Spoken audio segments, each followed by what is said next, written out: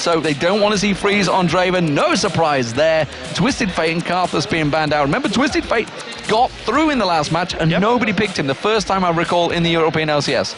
So here we go. These bans, of course, make a ton of sense for these guys. You can't let Freeze have Draven, and the Karthus being dropped away from Ocelot removes one of those champions they had used to carry out through the late game. So NiP are aware of the types of things that scare them, the Bjergsen and Cassidy. Of course, again, there are a lot of respect bans here, which means a lot of the sort of mandatory picks, the guys like Nunu and Elise and Kennen, and I'm forgetting another one that's really important as well, have slipped through so far. So it's something that you need to consider now.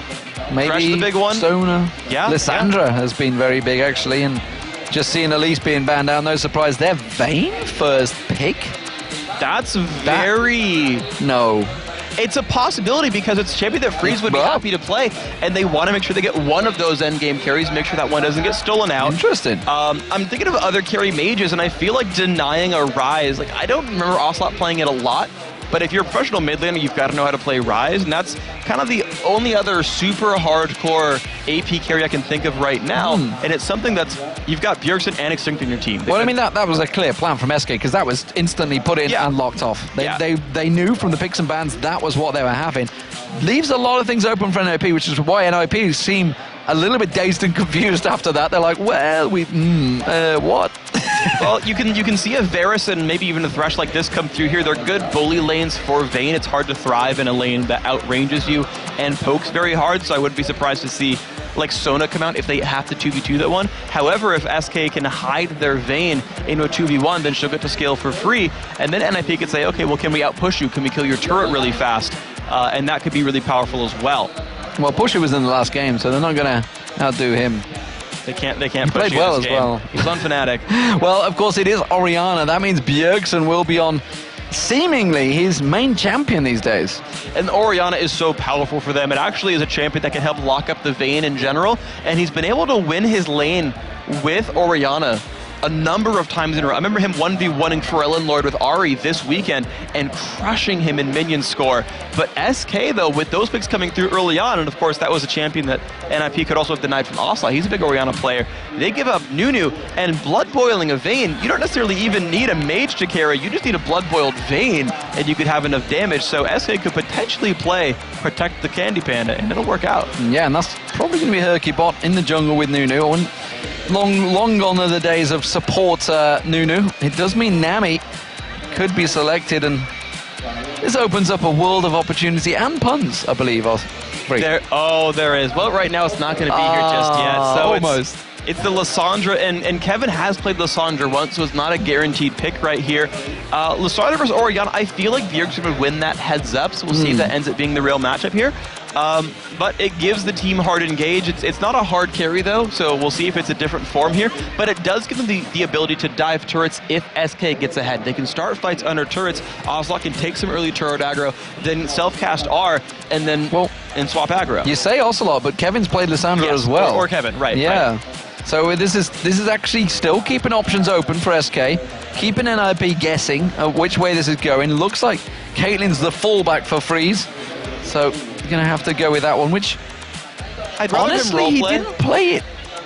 He didn't really go with the right item choice that you were talking about yesterday when he was up against the Lemon Dogs. Yeah, he went for this weird Blade of the Ruin King, like he went Blade of the Ruin King Phantom, I guess I've seen Blade of the Ruin King Phantom Dancer Caitlyn, which was a little interesting. Mundo locked in. Let's talk about Mundo instead. Showing his face. And Mundo I actually like a lot for running out of Vayne, because Vayne does a lot of percent like max health damage and hurts you off, and tries to pin his tongue down, but the problem is Mundo regenerates so much and keeps running around and kind of refuses to be shut down. He can keep Kevin hitting him and just survive throughout the entire battle, so that's a good thing right there, just a meat wall to throw into his way. Well, we saw MVP Ozone running Mundo this morning. It was Hom, I believe, in that top lane, so it's definitely being used in the Korean OGN scene.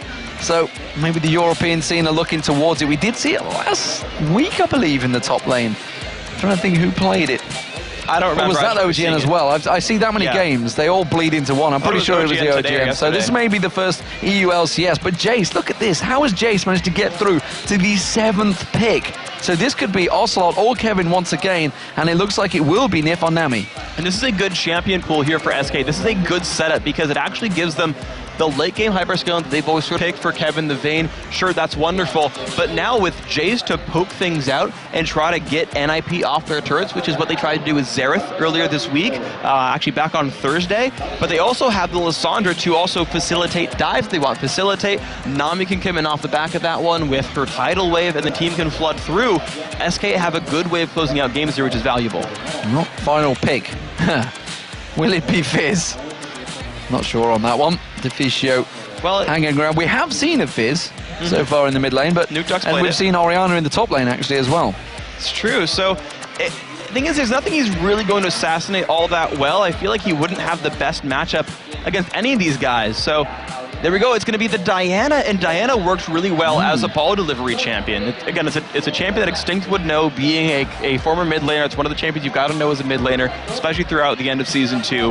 And she can dive in, start a fight, and Candy Panda is not going to have fun in this game anymore. This is definitely a different setup from NiP, though. The fact that they've thrown Diana out. It's the first Diana we've seen in the summer split for the LCS. The first Mundo, I believe, in the summer split. So immediately changing things up. But I guess against SK, they are really hyper late game. I mean, they are going to be so strong late game if NiP don't deal with him early. Yes, NiP's comp is meet while hard engage. It is, we're going to run our faces into you, and you're all going to be, I mean, you've got the Orianna ball into Diana's Moonfall as well, so you're all stuck there. The box comes out, and there just will be the DPS that you need, and the team will tank through it. You've got the shield from Diana, the shield from Bjergsen's Orianna, the regeneration from Mundo. Deficio can throw a shield down as well on Thresh. Meanwhile, Freeze and Bjergsen are on the back line, free of any assault right here. And if you're Candy Panda, you're just sad. If you're the Jace, you're just sad. So I like this NiP combo, hardcore engage, which is going to stop SK from getting to that end game section. And you can see that everyone back in their seats, ready and waiting for this matchup. Standing room only here in Tenerife, or Tenerife if you're English. Yep. If you're Spanish, the Spanish are all been like, it's Tenerife. It's like, well, we're English, so not for us. Nope. I'm afraid. We're technically correct. We're technically correct. Ocelot, Ocelotta, as his proper pronunciation there, with his scarf on, as always focused on the game as it just loads up.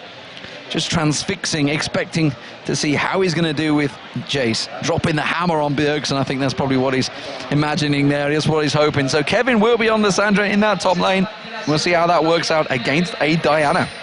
And we got to look at the lane matchup because NiP wants to fight the 2-on-2. Nami Vayne doesn't have the best time against Thresh Kate. They're outranged. There's not a lot of sustain, and NiP's all-in is really good. So if they get that 2-on-2, Deficio is just going to fish for hooks. He's probably going to catch one of them at some point, and he's going to reel in a really big catch. Well, we'll see how that works out. Level 1 fights generally don't happen too often here in the LCS. We did see in the Challenger Series, look at that for a stat. Thresh, 100% win rate, 5 games played as well. That is a very good stat to have.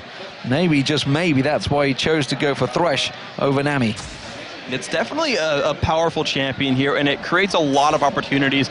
Actually, I remember this one of the games, he had like #1 or the #2 kills on his team on Thresh because he just happens to be, they ignore him, they don't go for him right away. He gets a bunch of souls and starts just hitting you over the head with his hooks, and he starts to be a pretty decent DPS threat, so it's something to be considered. SK though running right through a ward means they're I don't think they can like get a 3-for-1 buff trade. Ooh, Hercubot, because of that ward, could potentially try to like flash steal the blue though. We'll see whether they do or not. We'll see whether anything's going to come around from that one. Of course, could consume rather than smite, so he's got a number of options available. We'll see which way he starts. Looks like he's going to be starting off at the red buff, and the same for Maluno on Mundo.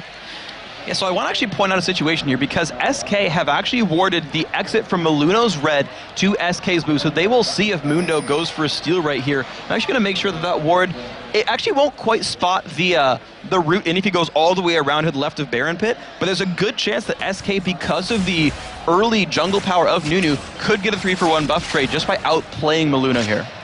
We'll see which way he goes. Looks like it's going to be the duo lane in towards the top as well, so that would mean that Freeze and Deficio, or Defricio as they've become known, will be up in a 2v1 against Kevin on Lysandra, but I don't think Kevin's going to be worrying too much about that. He's got a lot of range. He's going to be farming out, no problem, on the turret.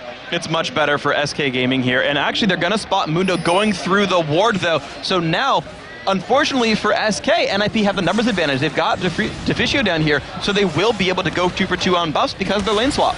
Yeah, he does take that with the smite, Maluno, so he's double buffed up already. Hercubot will be taking away blue buff of his own. He's taking that one with a Consumer Smite. It quickly drops. We'll see whether they go for any ganks, though. Maluno's going to take away the wolf, so he's not done yet. But it looks like Hercubot, he's going to go possibly on towards the tower here, maybe try and dive in towards Extinct. This is standard timing right here. Extinct is still level 1, does not have any good defensive tools, didn't learn the shield, so they're going to get this turret basically for free, and Extinct won't get any XP. The longer they deny Diana, the longer she's useless right here. She needs 6 to do anything in a team fight, and so proxying this wave, keeping her from being in XP range, this is exactly what SK wants. SK doing a fantastic job at that. We can see Kevin also backed off, so both NiP and SK doing the exact same thing. It will be that very early 3-minute tower, as it's often been known as. And, well, SK may just actually hold it longer. No, they're going to have to take it down because NiP have already taken this one. That's a very, very smart move. However, there's a little bit of greed coming in here from the Diana. Extinct's trying to get a little bit into XP range. You can see him just lurking around in the shadows. And SK, though, they're not putting enough damage on the turret to have it fall right away, which means it's denying the next minion wave, or at least part of it right here as they clean up this one. So now it's, okay, how much can Extinct freeze, and how much pressure can NiP put on this turret? Can they keep going with the push? That's the question. Kevin trying his best. He's got level 2, though. He's managed to get 1 CS. Meanwhile, SK Gaming are trying to do the same thing. They're trying to catch the Aqua Prison on towards Extinct. He just backs away from this one, but this turret, it's already down to half health. They're going to continue pushing here. Maluno taken down a little bit low, though, so they're going to have to give up after this wave. NiP's making a lot more progress, but no one from SK they're finally rotating away. This is the trade. SK's going for Dragon to sacrifice their secondary turret. I'm surprised, actually, that NiP aren't just going for that turret kill. SK's going to get the better deal here. I think this moment they realized that NiP were backing away. They're like, they're stepping away from this one. We've got free reign of it. Go for that Dragon. Very nicely played from SK Gaming in the opening 5 minutes. That's so strange. NiP could have taken that secondary turret down. They were afraid, though, of the MAS from SK that it was going to counter-gank them and turn a bunch of kills around, but I think that's a missed opportunity right here. So we've got to recount the other lanes, though. We've seen, okay, turrets have gone down, Dragon pick up, the AD carries got free farm. So the mid lane is something that I care about. Ocelot versus Bjergsen. I said early on that Bjergsen normally did very, very well on Orianna, but right now he's holding an equal minion kill sort of score right here against Ocelot. He's gone back to buy, he's going to have a lot of mana to spend, but ultimately it's just a close lane right here. It's a very close lane between the two tops as well, because they both get themselves just joining up to 10 CS. Junglers, of course, didn't really take a great deal of their own jungle. It was all about pushing, and we'll see how that's helped out or not helped out, as the case may be, for the junglers, because they wouldn't have got a great deal of gold from doing that, although everybody universally got the gold from the tower. And of course for SK from that Dragon, which will help out the supports. You can see that NiP actually building up towards he's going for a side stone first, but potentially going to go Philo Stone.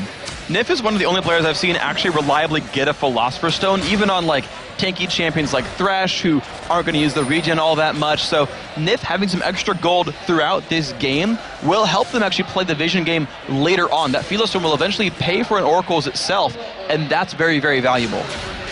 So Extinct up against Kevin in this top lane, going to get himself a nice chunky wave. Oh, look at that Maluna just lingering out there, but Cyanide's there as well. We see Ocelot, though, teleporting the bottom lane. They're going in for freeze. Can he manage to drop the hammer? Barrier comes out. Hammer's in back in there. Aqua Prison not quite going to land, but Ocelot's close enough. He picks up first blood. It's actually Candy Panda, sorry, they got the final bolt in there, and now they're on towards Deficio. Can the Aqua Prison come back out? It's still on cooldown just at the moment. One more shot should do it. Ocelot gets it. That's the second kill. Absolutely beautiful right there. When the turret's gone like that, it opens up the ability to dive for a very long time. And when you have the slow and haste from Nami, you have the acceleration gate from Ocelot, also the flash knockback that he did there as well to put Freeze back into his team. That's a scary thing to be in. You don't always want to be against two champions with your turret dead, because things like that happen a lot. And NiP continuing off where he left from yesterday. No surprise in 23 KDA yesterday. They played magnificently well against Gambit Gaming, and starting off 0-0-2 is a very good start for him. He could certainly go back and complete that side stone, maybe even just go towards the Philo Stone early on, start getting that gold ticking. Candy Panda and NiP, though, they're sticking around in this bottom lane. They're both hit level 5 there. And we can see just 3 and 4 for Deficio and Freeze. So this is already starting to be pressure on NiP. And this is the real risk, though, is that Candy Panda is scaling up now into the end game. He dodged having to fight a 2v2 lane for a very long time. And now that he's got some sustain in his build, he's got the double Doran's Blade, he's got 1,300 gold, so he can afford a Vamp Scepter whenever he wants it. Candy Panda's no longer going to get shoved out of lane, and he'll keep scaling. And we do see Ocelot actually being engaged upon by Bjergsen, already using the shockwave on Ocelot there. We just got it off camera. Ocelot's going to purposely back away from this one, doesn't want another command attack onto him, and keeps those balls at bay. So Maluno now, right now, is going to just keep control over his jungle, but you can see the SKers, they're a little bit around right there, but the pink ward control from NiP still lets them take this one pretty much for free. Bjergsen should be okay to take the blue buff and keep control. And Bjergsen we normally see on Orianna, even though he's got Ignite here, he does have kill potential. He tends to wave clear a lot and go and take Wraiths over and over and try to snowball a big minion kill lead. So right now, Bjergsen is up 7 minions. That might expand really fast. Well, let's look at this top lane. Extinct actually just backing off from Kevin. It's kind of the highlighted matchup. We haven't had a chance to really look at it because they were kept separate for so long that they're both simply just playing the farming game right now. But they're now on double Dorans on both sides. Pretty equal levels, pretty equal experience, and so they can finally fight for themselves. The weird thing, though, is that because Kevin's turret is dead, that lane is actually pushed pretty far down the lane, which means Extinct is going to be alone here. He just stood there, and Hercubot's like, well, fine, I'm going to run up and put an Ice Blast in your face, throw off the absolute zero, but the defensive ball comes out from Bjergsen. The rest of NiP do come around in defensive duties. It is a 3-on-3 in this mid lane. I don't think they're going to pursue it any further. They won't be able to, so a good escape right there. The command dissonance there from Orianna helping both to haste him away and actually slow down any pursuers as well. But I was talking about how alone that top lane is going to be. Extinct makes his way back in, has still very limited ward control, and if Kevin can freeze this successfully, it's going to be very hard for Extinct to make his way in and get good farm.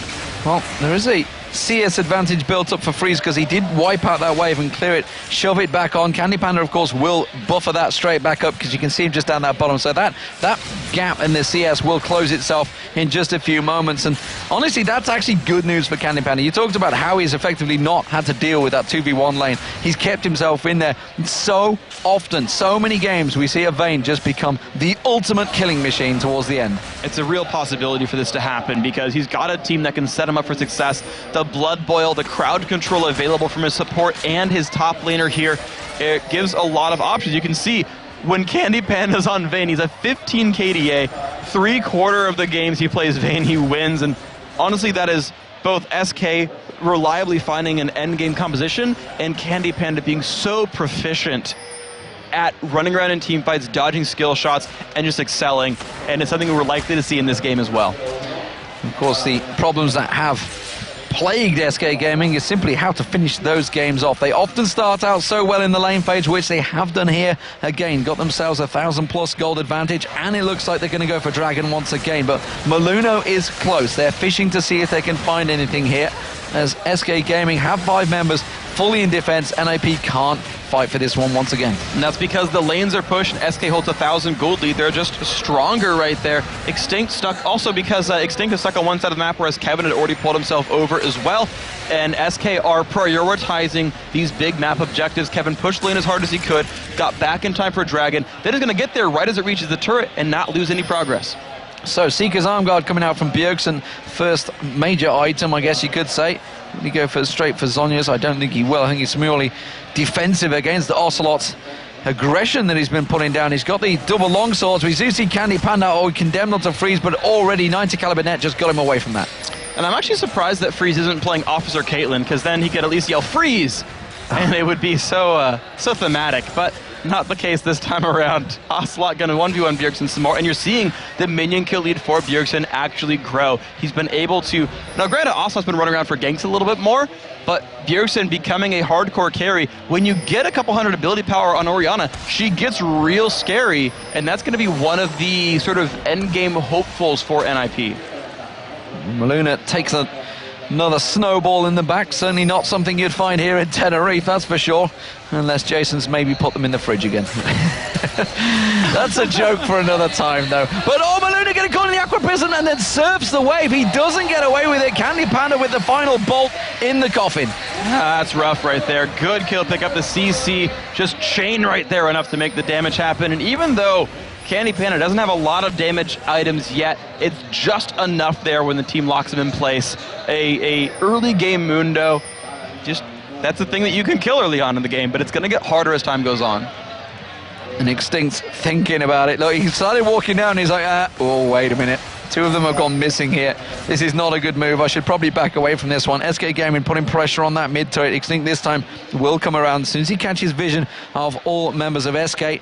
And SK Gaming wisely just back away and head off to their lanes, dispersing Candy Panda down to the bottom, Kevin up to the top. Got them source boots now as well as Extinct, and the farming between these two, it stayed pretty even so far. We may see Extinct going a little bit aggressive onto Kevin. No, Kevin's just going to step away from this one, doesn't really want to engage just yet. I'm a little surprised that Extinct actually went for early Sorcerer's Shoes. It does give him some movement speed, which can help him escape in these weird gank scenarios and whatnot, but the fact that he's gone full squishy despite being one of his team's core initiators, delaying Zonias, delaying Abyssal Scepter, all these durability items he would normally need as Diana. I want to see if that pays off for him, if he can actually assassinate the Vayne, which seems to be his goal right here because of the Magic Pen build, or if he's going to get blown up in fights and not do much when he engages. Well, the mid lane is where, you know, Ocelot and Bjergsen's run away with the CS the few times he has played Orianna. He struggled, though, yesterday against the Lemon Dogs, and today Ocelot is certainly keeping him in check. It's just a 6 CS difference so far, 7 CS, sorry. And in terms of the AD carries, it's still very, very tight between them, but you can see 1,000 gold advantage for Candy Panda. That's what happens when you have 2 kills, an assist, and a dragon lead as well. So that's paying off well for Candy Panda. And the funny thing is, SK are happy to, even though they're the team in lead by 3,000 gold, they're the team that's kind of happy to wait around for a while. They're waiting for Ocelot's tier to stack up and turn into Muramana. They're waiting for Kevin to be a big burst caster and probably get his Zonias at some point so that he can hardcore engage and not get killed. And they're saying, look, Candy Pen, at the very least, we're going to wait till you have Blade of the Ruin King so that you can really become crazy and outplay people in team fights. But, of course, in the meantime, you might as well get some ganks on. Hercubot looks for the top lane. Well, Hercubot's looking for the top lane. Kevin's trying to bait him in there. Wasn't really working out. Maybe he's going to go aggressive. Maluna's just coming in from the side. Absolute Zero is going to get dropped off there. Extinct gets frozen up. Is it going to be enough? The Ignite should take him down. Yes, it does. Now they're onto Maluna. Teleport comes in. Ocelot joins the party. Is it going to be enough? They've got minions there. We do see Bjergsen trying to make his way up through there. They have got vision coverage just past the ward in the Triber, so they know that Bjergsen's going to be off the side. It's going to be the turret, surely, for SK Gaming. It's very likely there. And what you saw was the risk of not running Mercury Treads against a team that likes to crowd control you for a living. Chain slowed, locked in place, stunned afterwards, couldn't get away from it. That's rough for Extinct. He's picking up a Negatron Cloak now, and NiP? No, they're not going to get this. They're not going to get this, but look at this in the mid lane. Candy Panda's got himself a wave, and he's got free time to just burn down that turret, and he's going to put a lot of damage on there before anyone gets close. Freeze is the nearest member. He's going to come down, but I think Candy Panda's taking it. That's going to be one more attack to go, and Candy Panda left to run away. Very good pickup there. SK managing to split up the opposition and capitalizing off of a simple jungle gank. Hercubot saying, well, I got nothing better to do. I might as well go try to kill a top laner. Found it, and then said, wait, well, now we can capitalize. Now we're going to get out of turret. Screw it. Yeah, I might as well. It's free. And that's so good for SK to make those adaptations. They don't need to make this much pressure, but when the options are there, they're happy to take it. Absolutely piling on the early pressure. 4.8 thousand gold lead now over NiP early on. That's a big chunk of change just coming into 16 minutes. We're going to see Candy Panda wiping out that bottom wave as well. He's got that Blade of the Ruin King complete, so he's just getting all the free farm he can handle right now. He's keeping up with Freeze in terms of farming, keeping up with a Caitlyn. That is not good news for Freeze. And especially when you consider it's actually a 1,400 gold lead, not just a equal minion score, because his team is excelling so much. So you're gonna have the break point of the first big item already done here for Candy Panda. He's already got Blade of the Ruin King, has got enough money for Xerxes or most of his Zeal, or sorry, a completed Zeal if he wanted to. Whereas Freeze is sitting on like, well, I got a BF sword and 300 gold. So I'll see you in 2K when I've got my Infinity Edge. See you in a while. Crocodile, but it's not working out for him. You can see, actually, Kevin nearly got that Zhonya's Hourglass completed as well. Oh, Freeze using the barrier there. He thought he was going to get more aggression from Candy Panda. Instead, all he simply did was condemn him on the wall and back away from that one. So barrier almost wasted. And now NiP are tired of losing. They're grouping up to contest this dragon. They knew the timer. They're waiting around. You can see the ball being used for some extra map vision right there. But the poke is here from SK. Candy Panda is being safe enough to not get caught. If SK plays this right, they should still keep dragon control, even though NiP doesn't want to give it up. Bjergsen's going to have to land himself a good shock blast, but he gets caught out by the wave. Aqua Prison comes back in there. Shock blast, the shock wave does come in, but Ocelot's about to drop the hammer on Bjergsen. There it is, the final shock blast in the back. Now we're going to see the bolts landing on towards the backside of Maluna. He's forced to back away, and we can see, and Candy Panda really wants to find blood. Freeze forced to back away, and SK Gaming in full control now, taking another dragon. That was safety numbers for SK Gaming. They actually stayed grouped up, whereas NiP was kind of spread around somewhere in the lane, somewhere near blue buff. Poor Bjergsen was off on the left-hand side alone. And when you're like that, when you're so spread out, you can just initiate off with Nami and pick up free kills. Kevin in a duel with this thing. Kevin's going to go in there. Has he got enough right now? I'm not too sure he has. Instead, Kevin just zips away from that one. He's like, I don't know what you're looking at. We do see the Deficio getting caught out here. Candy Panda's maybe gone a little too deep. Uses that barrier, but look at the damage from Freeze. Comes back in, pops the absolute zero. Aqua Prison not going to land. Freeze has to flash away from that one. Candy Panda saved by NiP. That was a narrow fight, though. Candy Panda took a lot of damage early on there, and it was Hercubot actually face-tanking the Thresh hook that saved Candy Panda there. That would have been the death if it landed. So you've got to realize that even though he's really big on Vayne, you've still got to be a little bit careful in some of these fights. And actually, just like last game we saw this, he rushed the Quicksilver Sash again, Candy Panda. He's so afraid of getting caught out and getting bursted by mages, he's rushed an early defensive item. Very early defensive item. Blue buff going across towards Bjergsen. He's actually struggling out to build anything right now, Bjergsen. He's kind of split focus, split targeted. The lane phase, I think he was hoping that would last a little bit longer. It's been a fairly short lane phase for both of these teams, and it's SK that obviously been creating the chaos. So Bjergsen's going for a Morellonomicon next. He wants the cooldown reduction to get more shields out, to get shockwaves more frequently, and keep the ball moving around, and that's all well and fine. We've actually seen him go Doran's Ring into tier a lot. It means he's got a freaking ton of mana and can farm forever, which is, again, the thing he wants to do. 183 minions on the losing team in 19 minutes is a good clip right there. So he's trying to farm up. He's set himself up to just keep the gold coming in. But the problem is he's got nothing really completed here, so his power spike is still yet to come. So the Morellonomicon was completed by him. Candy Panda's going to start off the blue. That's going to be given across to Ocelot in just a moment, who's slowly stepping over, who's just completed as well in Muramana. Oh, that didn't work. hit the back lizards, comes around, drops the hammer on them. So blue buff now, and Ocelot with that big power spike item with the brutalizer on there as well. He's going to come around and defend out this mid lane. The Aqua Prison actually getting blown out there, and instead the Dark Passage had to be taken by Bjergsen straight to safety. And here comes the real fun, because the Siege game is going to be pretty easy for SK Gaming. The Muramana Brutalizer and cooldown boots already done here for Ocelot, so he's going to just toss out Shock Blasts, have a crap ton of mana to sit behind, and Kevin can wait in the wings looking for an engagement whenever NiP gets too low. We've seen it so many times. Lysandra coming out from the jungle and causing chaos. Maluna throwing out that chopper, trying to find him. Well, big meat cleaver, as I think it was referred to yesterday by Joe. And when you got to show your Mundo faces, gotta hold one up. Be careful what you hold up, though, that's for sure. SK Gaming, they are looking very strong in this one. It's around about a 6,000 gold lead for them. 5-0 in kills and 3-1 in turrets. Maluna takes himself the wolves, or more importantly, Bjergsen takes the wolves. Ocelot stole those. Did he steal those with the shock blast? Yeah, he did. Sneaky little. Not going to say that because he'll get in trouble for it. Sneaky little Piltovian. But look at the top lane. We see 280 carries once again continuing to keep that farm going. 164 to 167 between both AD carries. Still very close. You could surely give it right now to Candy Panda in a duel, though. It's very, very likely. Vayne is one of the best champions for dueling a champion, or especially dueling an AD carry, especially Caitlyn, who has very few clutch tools against someone who chases that well. Only Draven really stands a chance here, and so Candy's going to have a very good time. If he ever gets into a duel, I guess honestly almost any of them, he'll probably win that fight. And it seems to be working well. SK Gaming have taken advantage of that wave that he's pushed there, looking to maybe push on towards it. They've got a wave pushed in this mid lane as well with Kevin, Ocelot and NiP and Hercubot, here. Meanwhile, up the top lane. Candy Panda's keeping 2 of them busy, so it's actually a 4 on 3 in the mid lane at the moment. Freeze was there with Maluno.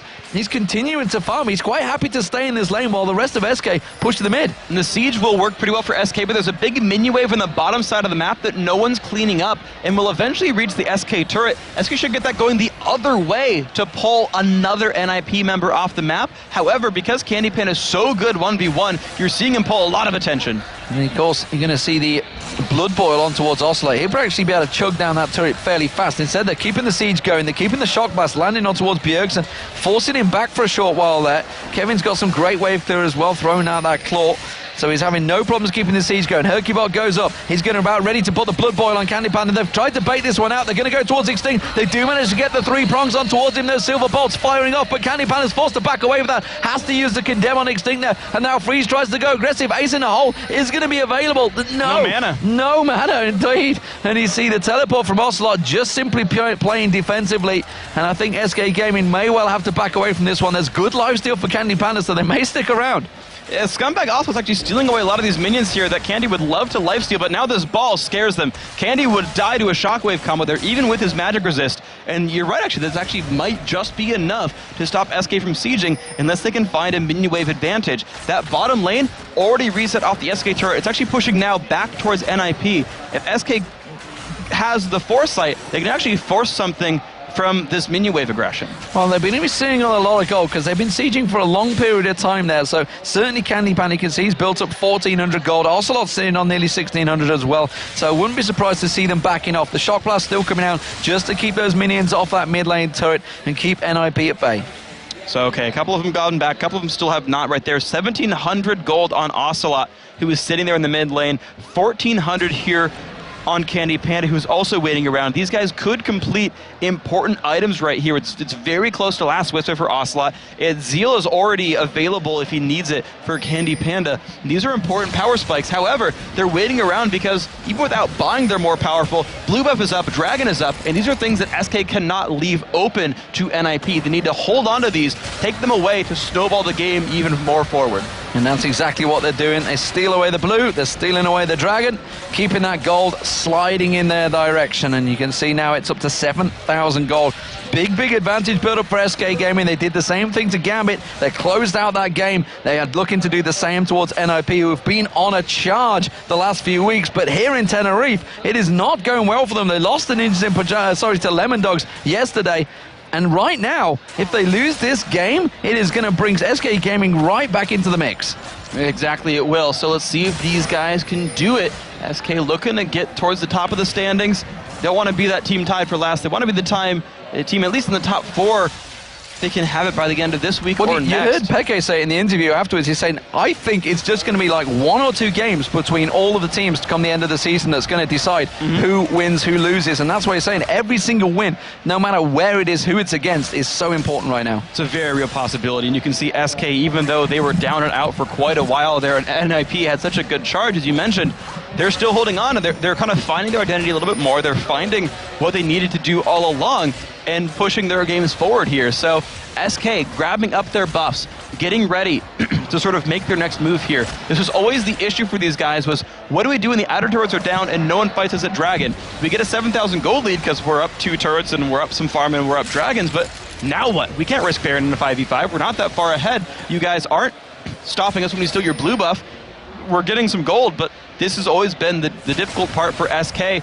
We'll see if the Jace Siege and the Lissandra Initiate is enough, or if they have to keep laning and just waiting until they're too big to fall. Well, they're doing exactly as they did in the top lane. Oh, Maluno going aggressive on towards NiP there, forcing the flash out from him actually. Hercubot is going to get aggressed on. He gets pulled in the Shock Blast and the, I can remember Sunfire, I can never remember the damn name of it. Maluno though, he's going to get turned around and Kevin just blocks him off. And again, a lot of ultimates used there by Ninjas in Pyjamas to try and catch on towards SK Gaming. They were desperate to get a kill. Moonfall, that's the damn word I was looking for. So 3 ultis burned there, 3 big cooldown ultis burned by NiP. SK burned only 2, so they theoretically have the stronger team fight as long as their health is high enough. The thing is, they fought that battle without Candy Panda. Candy Panda was split pushing the bottom side of the map the entire time and got a free turret off this. It's a very smart move by SK. Candy's so big, he can win any duel, so he's the split pusher now for SK, and that's working for him. And look at Hercubot, he's straight in the face of Extinct there. Absolute Zero's going to go off, they're going to turn back around in this one, they're going to lock him up. He tries to go aggressive, Kevin pops out the Zhonya's Hourglass, and he is safe. And wow, just like that, Ocelot picks himself up a kill. Candy Panda going looking for a kill of his own on towards Maluna there. Maluna just backs off, and he continues to farm out the wave. SK Gaming taking big advantages here. They got a kill, they got a turret, but they have very low health bars, so in order to not risk getting jumped on and losing something like Baron, they're going to recall back. Home guards picked up for Kevin just to get him back and farming waves again and back into the mix more quickly, and that's absolutely fine for them. They can spend that 500 gold and just get themselves into the mix some more. So the siege still continuing, the split push still happening here for Candy Panda. As long as he has ward coverage, and he does, if you check out that jungle to his left, he's going to be safe here. Well, Bjergsen has built that Seraph's Embrace up now, has finally got that stacked out. He needs to start getting some more damage there, though, because as you just saw, that Shock Blast, it didn't do a great deal to Hercubot. He got Shock Blast, he got Moonfall, is the word I was looking for, and he still survived no problem. Just turned around, threw out those Ice Blasts of his own, and just walked away. Exactly. This game is a little bit too early for NiP's liking. Bjergsen hasn't completed his huge AP items just yet. He's got the Seraph's Embrace finally, but here comes a duel with Candy Panda and Extinct. Oh, he used the condemn, but he did manage to pin him on a wall, but I don't think it really matters. Oh, he's juked him! He juked him! Candy Panda's like, son of a... Oh, he's got away. Yeah, but he still manages to burn the flash away from that one, so Candy Panda, obviously the stronger member right here, cannot be trifled with, and that is always a huge risk now, because what does NiP do to stop him? Bjergsen's going to get all his abilities tumbled. Extinct was supposed to be the duelist here, going early Magic Pen, Abyssal Scepter, a lot of burst damage. He can't do it either, so the siege continues. The turrets keep falling down, SK continue to strangle the map, and now I want to check if NiP has oracles, and he does for the next minute or so. They've blacked out vision around Baron. They could bait around that as well. You know what it seems to me? SK Gaming have looked at what Fnatic have been doing and said, okay, we're going to do that. They've beaten Fnatic the last 2 games with essentially what's been working for SK Gaming, and they seem to be doing it nicely. Their split push is working, the 4-man drive up that mid lane, they're keeping the objectives flowing, and now they're at 5 wanted turrets, both outer and inner turrets going down. This middle one is not long left in the world either, that's pretty much gone as well. SK Gaming are keeping the pressure on so well at the moment, and Candy Panda, you can see him just off on his own. He's so confident on Vayne now, so strong that he's just happy to duel against Extinct, but as soon as Maluna comes in, he may be in trouble. He gets the ace in the hole on him. Maluna's going to try and land that chopper. No, just out of range. And now Candy Panda can lifesteal back up, but that was close right there. Extinct was fighting him just outside of his own turret, which kept Candy Panda from actually fighting back. And so Extinct got to put out some burst, use the W, use the Q, use the R, and then back out and do it again. And Candy Panda didn't have enough minions to lifesteal off, so he kept trying. However,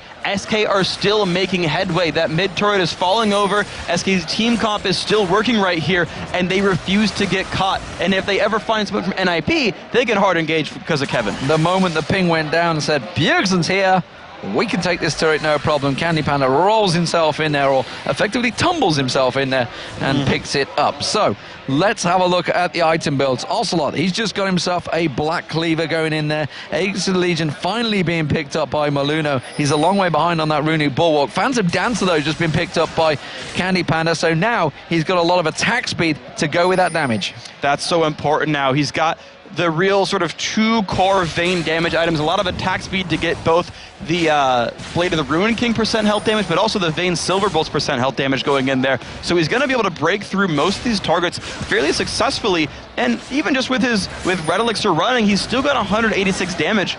It's decent base damage here, so he'll actually be able to... Even the crits are not too bad here, and now the Vision War, right? They'd been winning it for a while. SK try to start Baron. Well, and they have very quick Baron clearance, remember, with the fact that Candy Panda and Ocelot are both on AD champions with that Blood Boil. They should take this down no time. Maluna's coming around. They still haven't even got close to checking it. There goes the Baron.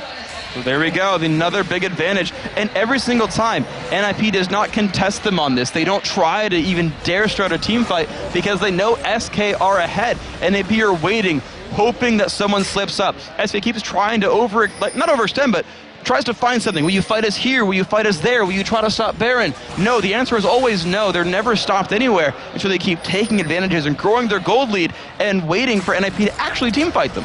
And it doesn't seem like it's going to happen, and it's going to be another Dragon for SK Gaming. We see Candy Panda down the bottom. He's going to shove the bottom lane in. We've just seen the top wave pushed up by Ocelot. The mid wave will be the next focus, the target, where we see actually Bjergsen going very deep there, and they're going to try and cut him off. You can see Ocelot, he's already making routes across there, as is Kevin. They want to catch him out there. He's going to be able to back away in time, though, and that will be another Dragon for SK Gaming. And there we go, undisputed control of the neutral objectives. Only one turret's ever fallen for these guys as well. You can see 5 dragons right there. You look at the gold lead, 13,000. Imagine those 5 dragons went the other way. It would be an incredibly close game, despite how much SK has been strangling the map. So the fact that they are relentlessly controlling that dragon, never letting up on turrets, except just the one time, which, you know, not a huge deal right there. And that was because of the 2-on-1 lane, mind you.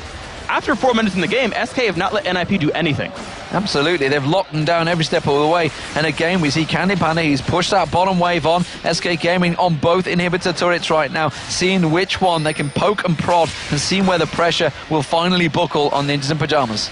And the thing is, they don't have long-range turret damage, so they're always in danger of Extinct and Bjergsen starting a fight on them, which is why turrets are hard to kill for these guys. They've got to, if they want to actually start a team under the turret, it's got to be a big risk with Kevin diving in. If they slowly wear the turret down, it'll take a while, but they can do it because of Baron regen. Well, that bottom wave has been pushed out by Freeze, so the mid turret is where they're going to focus on. Remember, they have the Baron, like you say, so they have certainly plenty of time to siege on this one. A lot of damage, but the poke's not doing what it should be doing. Oh, that did, though. Bjergsen took a big shot to the face there from Ocelot, and now they're going to step up on that one. Candy Panda does get caught by Extinct there. They don't go aggressive, but they do on towards Bjergsen. Bjergsen taken down in a second by Kevin there, and that's going to be Candy Panda picking another one on Maluna. Deficio manages to land the hook. The ace in the hole comes out, but it's not going to stop Candy Panda and the rest of SK Gaming. They're going to take down the first inhibitor turret. The inhibitor will follow, and SK Gaming are in full control. They may even try and finish the game here. Great job by Kevin there, focused onto Bjergsen, stunned him, prevented Seraph's Embrace from coming out, prevented the Shockwave from coming out, prevented Bjergsen from flashing away as well. Good engagement there, kept tossing out the Ice Claw, kept saying, I'm not going in, I'm not going in, found one when he could jump on Bjergsen and ended the game off of it. Absolutely brilliant stuff. SK Gaming, they beat Gambit yesterday, and they beat Ninjas in Pyjamas today. Ocelot, in front of his home crowd, has taken SK Gaming to another fantastic victory, and really, you cannot discount the amazing play that Candy Panda put throughout that game. Every single member of that team played perfectly. Again, aside from the 3-minute turret kill, that was a simple 3-on-1 lane setup. Nothing was given up by SK. Not a buff steal, if you don't count level 1, 2-2, which doesn't count. Not a kill, not a turret past that one. They actually started controlling NiP's buffs pretty soon, and that is how you play an immaculate early to mid-game snowball. They got an early lead, they ganked the bottom lane when the turret was dead and got a double kill off into Freezio, and they snowballed that off. Kevin held his lane against Extinct, actually built an eventual 80 minion kill lead there. Ocelot held up against Bjergsen, kept up in minions there, and the team, as a team, controlled everything. Absolute brilliant performance, and more importantly, a 34-minute win for SK Gaming. Of course, our analysis, Joe and Jason, are standing by, ready and waiting to take us through that pretty much one-sided match. And I think you've hit the nail on the head there, Demon. SK Gaming, 34 minutes. They dragged it out a little bit longer. They took everything, though. I mean, this is a performance from SK that was pretty much flawless the entire game. That was actually one of their faster wins, now that I think about it. I mean, they played against Fnatic. It was like 63 minutes long against them for their victory. But yeah, it was a little bit weird because it was really reminiscent of what we saw Lemon Dogs versus Gambit last week, where Lemon Dogs, no, it was this week, sorry. They pushed the 2 middle turrets right away, backed off, did nothing. And Gambit just took advantage of that, took Dragon, then just kept taking a little bit by little, and then eventually stronger than them because all the lanes were, or the middle lane was pushed up so far, no one could really farm in that lane except Gambit. Yeah, and we saw, I mean, the Dragon control obviously was a massive factor in that game. Yeah. 5 Dragons they took by the end of it. I think the last one they may have not needed. That was after they'd done the Baron, but they went back there. They wanted to keep control of it. And SK have this weekend played a lot safer. We noticed that in their first win against Gambit, where they had this lead, they had the possibility to maybe go and fight, to maybe go and push, but they were very, very cautious about it. And for me, that's a team that have had a very big talk about this before, because SK, they've said it themselves, we've said it time and time again, they have problems closing out games. It doesn't seem to matter how big the lead is even for them, that they have some kind of inbuilt problem with finishing off games. And I think that's where this caution has come from the chats from Ocelot and the rest of the team, that better safe than sorry. We only need to pick up wins. It doesn't matter if it's in 20 minutes or whether it's in 200 minutes. Hopefully not 200 minutes ever. But yeah, I mean, you saw their hesitation quite a bit in that game. They had like a 10,000 goal lead, and they had 3 or 4 people grouped up middle, and yet they still didn't want to push that turret down when they had a clear advantage. To me, it's something they need to work on, but picking up these wins right now is the most crucial thing. Yeah, and leading up into that as well was just perfect control from SK Gaming. Fantastic performance from them. They'll be happy to take their win here in our final day in Tenerife. We're going to go over to the stage where Shox is waiting for an interview. Thank you very much, Ocelot. Congratulations. Another victory in front of the home crowd. Let's talk a little about the picks and bans, maybe starting with the first pick, Vayne, a very risky first pick. Tell us why. Bueno, antes que nada felicitarte por otra victoria más aquí en España, en tu casa. El tema de picks, esa Vayne que podría haber sido un poquito, digamos, arriesgada. Háblanos de ese primer pick. Well, Candy Panda, as everybody knows, along NiP, that botting is crazily good, And Vayne is a hero that requires a lot of mechanical skills, and Candy Panda has them. So why not just first pick it, So I totally have all my trust in my players, and especially Candy Panda, And his Vayne is just sick, as you saw. Every single game he plays Vayne, he's so dangerous. Ahora en español. Pues, no, tranquilos. Entonces, vamos a ver. Ayer estuve hablando con Candy Panda y tal. Esto no lo he dicho en inglés, pero bueno. Ayer estuve hablando con Candy Panda y tal, y le dije, ¿y por qué no piques a Vayne mucho antes? Tienen la habilidad mecánica para usarla perfecto. Y dice, pues sí, no mala idea. Y eso hemos hecho hoy y ha ido perfecto. Todo el mundo en el equipo sabe que Candy Panda tiene una habilidad mecánica impresionante. Y ¿por qué no piquear Vayne, que depende de eso, como primer pick? Lo hace perfecto, ¿por qué no? And secondly, it must feel good that they banned out your Karthus after you did really well with them yesterday. So you played Jace, a champion we don't see you on often. So how did that lane matchup go? Bueno, tienes que sentirte orgulloso por el hecho de que te han baneado Karthus cuando el anterior día lo había jugado perfecto y, vamos, ha sido así. Ahora has piqueado Jace, un campeón que, bueno, no te hemos visto tanto hablar con él. De hecho, yo personalmente diría que nunca la LCS. Háblanos un poquito de ese pick. When I saw the Karthus ban, I smiled a bit.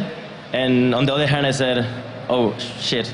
I know I shouldn't say that, but when I see the Karthus ban, I mean, that's the last thing I expect, Everybody knows that my Karthus, I mean, it's just from the past, It was really, really bad. I kind of trained it a little bit, and it kind of fits me right now more because I earned some courage to engage. So it's good that they banned him. And of course, about the Jace pick, nothing else to say than I didn't train a single game with him. This was the first game in like ages I played with him, so it wasn't too bad, I guess. So I don't know. And now in Spanish, sobre Karthus, me parece un poco, bueno, sonreí un poco cuando lo banearon, porque es un héroe que nunca se me ha dado bien, y pasa que pues, ayer por lo que sea lo jugué bastante bien, con 3 o 4 partidas que las jugué en casa, y nada, pues muy feliz de que lo baneen, pero cuando lo banearon sí que dije un poco, cago en la leche, a ver qué hago ahora. Porque luego picaron a Oriana y dije, madre mía, me han quitado todos los héroes. Pero luego pillé a Jace, parece ser que lo juego bien, que me he dado cuenta hoy, vaya. Now, Ose, después de 3 días de LCS, cuéntanos sobre tu experiencia en España. Should I go already with English? I mean, English and Spanish? You can do both or just Spanish. You can choose. Okay. Well, this is the last game we're going to play right here in Tenerife. All of my team along me, like, we are so happy playing here. This people is really awesome. And, yeah, honestly, I'm so proud of being Spanish right now, And of course, every single time we get a kill or something, you guys go crazy. I know there's a lot of SK Army and OZ Army. I know that, YOLO. And And I'm honestly really happy. I hope LCS comes back to Spain, which I think it will eventually will, because you guys are awesome and everything was perfect. So nothing else to add. And now in Spanish, yo creo que todos me habéis entendido que somos la leche y que sigues así todos. ¿Qué más? Pues para mí es el apoyo que nos dais a SK y a mí con los Celote War Army, que es que de verdad me parece, vamos, no tengo palabras, de verdad. Sois los putos amos. Muchas gracias, Carlos. Now there is still time to send us your answers to today's Twitter question. What champion do you expect to see banned the most in the coming weeks and while? We'll be reading our favorite tweets later on in the show, so hit us up at LOL Esports, #LCS. Aún hay tiempo para poder enviarnos vuestras respuestas a nuestra pregunta de Twitter de hoy. ¿Qué campeón esperas que sea el más baneado de todos en las próximas semanas y por qué? Leeremos nuestras 5 respuestas favoritas más tarde en el show. Así que recuerda escribirnos a LOL Esports utilizando el #LCS.